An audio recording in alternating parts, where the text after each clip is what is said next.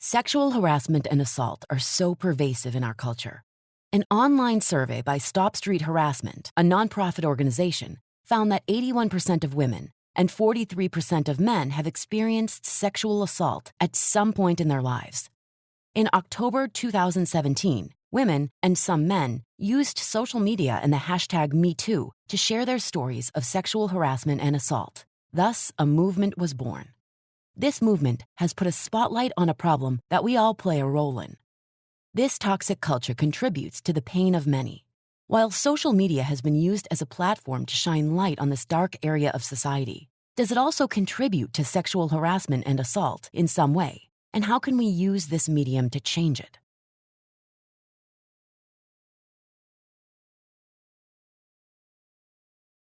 Yeah, as far as people, utilizing social media platforms to kind of show off a little more of their sexiness or their bodies, etc. I don't think that necessarily should promote sexual harassment. Or I guess I could kind of see from like a simple-minded viewpoint, as far as if you're a guy and you see like these girls and maybe they're doing like sexy, skimpy stuff.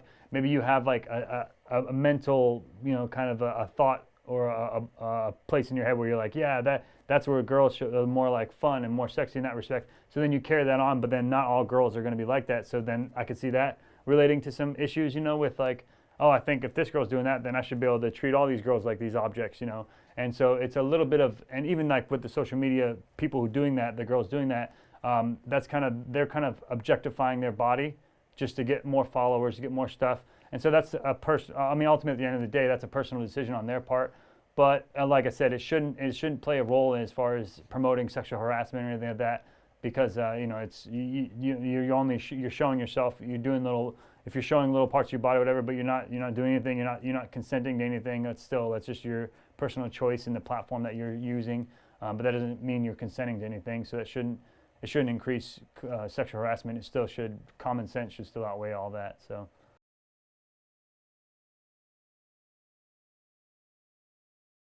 I think social media has both a positive and negative effect on sexual harassment and eventually assault. The positive effect has been a sense of community. Women and some men have come together and shared their stories, and they've made it more palatable for other people to share their stories. And so all these stories are coming out, which is creating a community and creating an awareness, and also eventually creating an accountability for people who are doing the harassment. But I also think social media has provided a vehicle for sexual harassment. It's like a direct pipeline for people to be able to have access to people they want to harass, whether it be through comments or DMs or any other kind of online connection.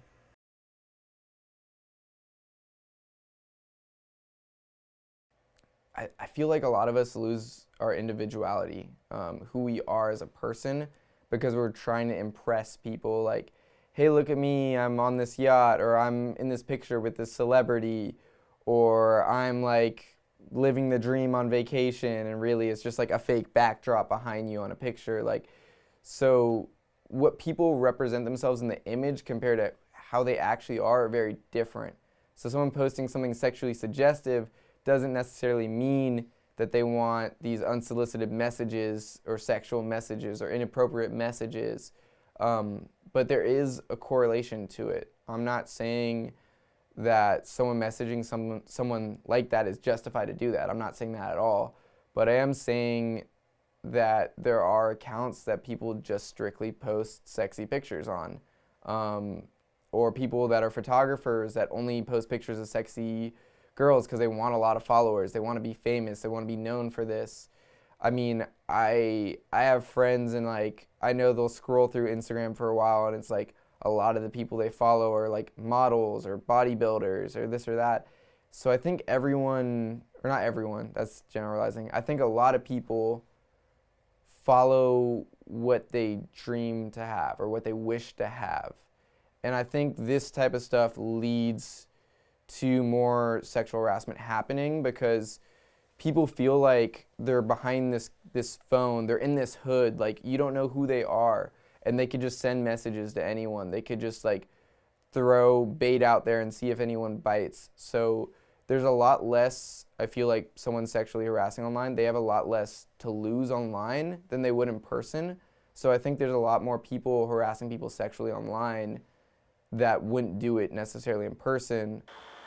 Overall, I think social media has had a positive effect and helped to decrease sexual harassment because it gives people a platform to share a positive message.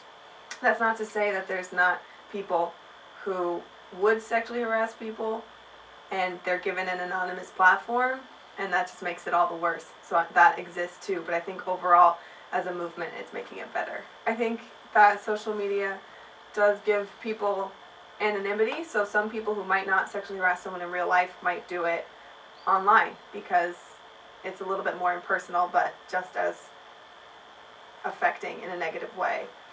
And I think that anonymity can reveal some nasty things about some people's character, and it can also reveal really amazing things about people's character. So it all depends. Social media is a reflection of those using it. It can be a force for change or a vehicle to increase harassment and assault. Not much research exists on the impact of social media on harassment and assault, so only time will tell the impact for sure. However, it's safe to say the onus lies with all of us who use social media as a platform for good to influence others in a positive way. When you see sexual harassment online, will you stand up for the victims?